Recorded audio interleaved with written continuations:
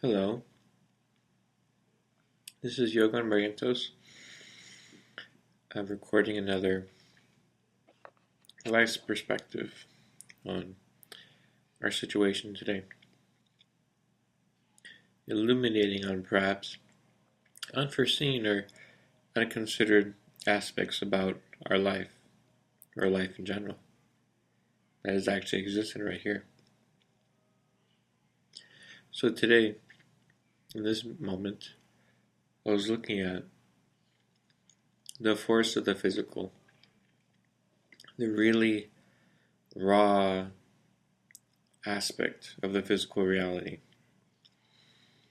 the actual force, the actual power behind everything that's physical, which constitutes and supports our entire life, way of life, and supports even the most smallest actions that we partake in within our daily lives.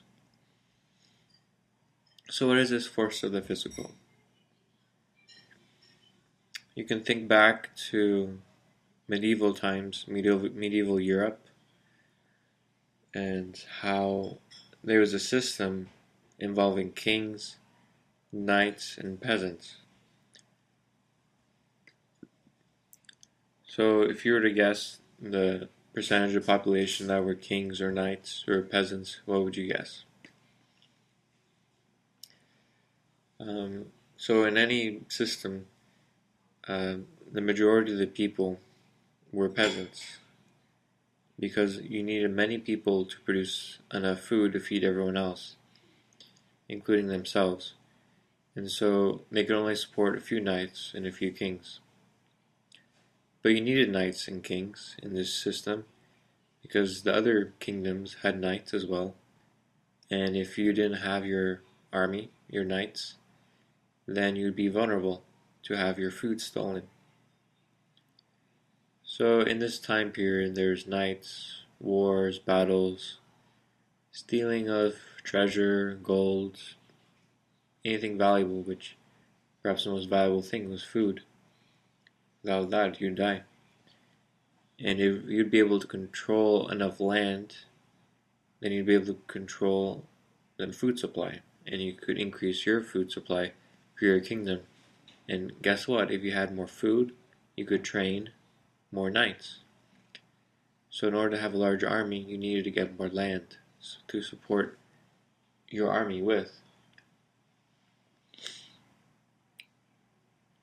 So this is the force of the physical. What is it?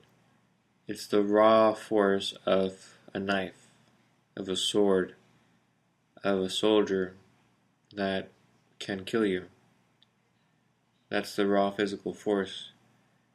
It's the same force that the peasant uses to plow the land. You get a big plow and you smack it down into the land and you pull it up. You prepare the field. That's the physical force. That movement makes things happen, has an effect on reality. And that same force, whether it be a sword or a plow, it's both done by human hand. And I'm not saying it's good or bad, right or wrong. It's just how it is.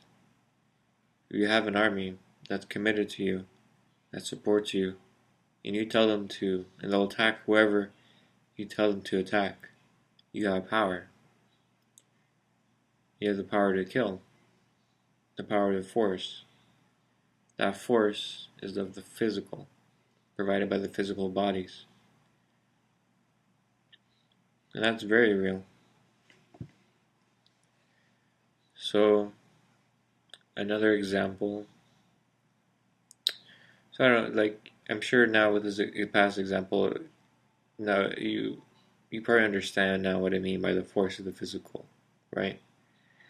And interestingly enough, when you look at today, the amount of people that work the land are only 5 to 4% of the population here in the United States. So there's been a drastic reduction in the population for farmers. It used to be about 90% about 100 years ago.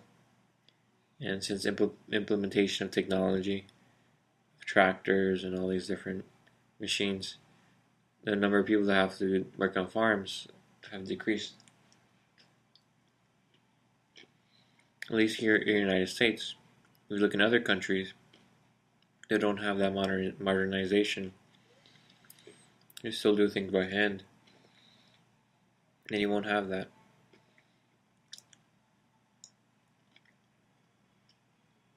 So why is this important to talk about, to be aware of? Because that raw force is how really anything is justified, is supported. You can write a law that says whatever, and even be approved by whoever. But if someone comes to your house and they have a gun or a sword or whatever, that has more power than a piece of paper of a law that says something, right? Now that's the force that we fear. That's what we fear is going to happen. Harm to ourselves. But that's what's real. And that is the power that we each have. The power of the physical force. And whenever you move and you speak and write, it's also the force of the physical, the power of the physical. Like I said before, the plow and the sword, they're just tools, and they're both moved by human hand. Same thing with a pen, or a paper, or a computer, or your voice, your vocal cords.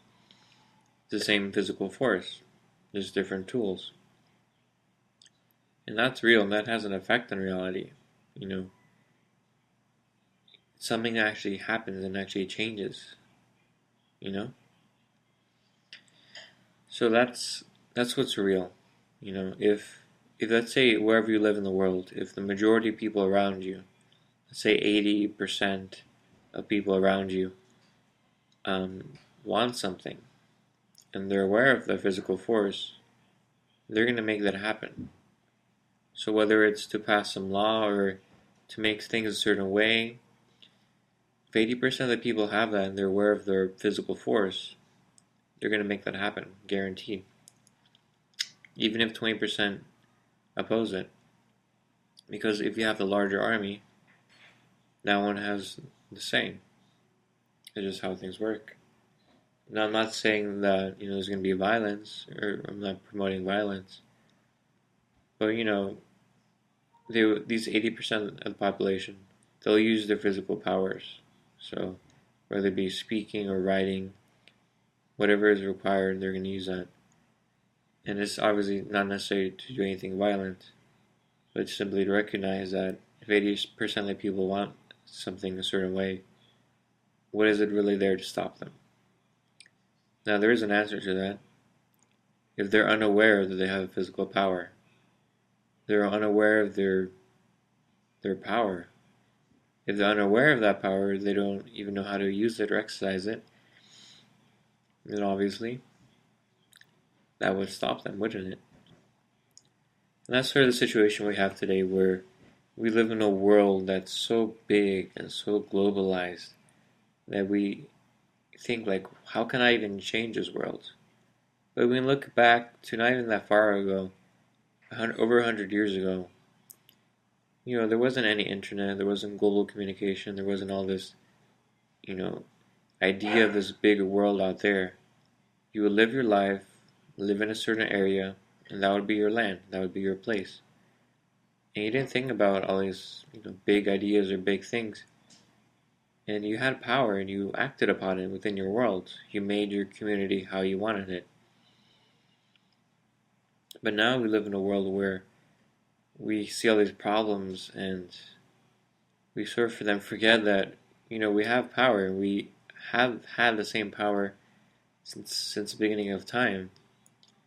And all we have to do is exercise that power, use it in our daily lives, and right where it's going to have the most effect. And so it's not to think about things which are irrelevant, but to really focus on what's relevant right now. The power that is available, that is inborn, that's basically human right, as you existing here, as a living entity that has a physical body, and simply live, act, do, use that power, and create the reality in the world how it is that you see fit. Because what I say nowadays is that people aren't even aware of the physical powers. And that's why you end up with people complaining. And that's all they end up doing is complaining. No action. That's partly because of how things have been presented and shown and taught on a global, large scale. But things don't happen on a large scale. Things happen in individual lives, individual moments, small places, two hands at a time. That's where the action is. So this is my suggestion, my perspective on this suggestion. And just to consider, what have you been holding back yourself? And where have you limited yourself? And not maybe been aware of your ability, your power, your physical power as a human being. And I find that the answer is often in the simplicity of the situation, the individual moments of creation where we create our lives. Okay, so this is Yogan. I hope you've enjoyed this video, and I'll see you around.